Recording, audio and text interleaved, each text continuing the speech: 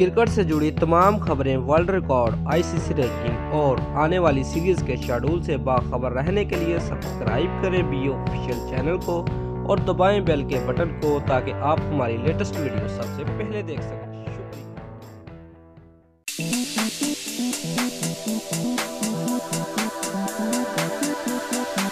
Views कौमी team के opener बल्लेबाज फखर जमान ने नया एजाज अपने नाम कर लिया है।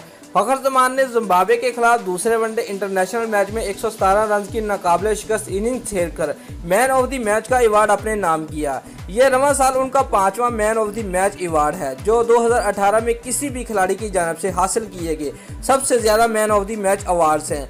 व्यूज फखर जमान ने अब तक रवां साल 4 मरतबा T20 इंटरनेशनल मैच में man of the match award अपने नाम किए हैं, जबकि अब तक कोई भी खिलाड़ी रवां साल इंटरनेशनल क्रिकेट में 3 से ज्यादा man of the match award अपने नाम नहीं कर सका। इधर 5 वनडे मैचेस की सीरीज के दूसरे मुकाबले में पाकिस्तान ने जिम्बाब्वे को 9 विकेटों से शिकस्त दे दी।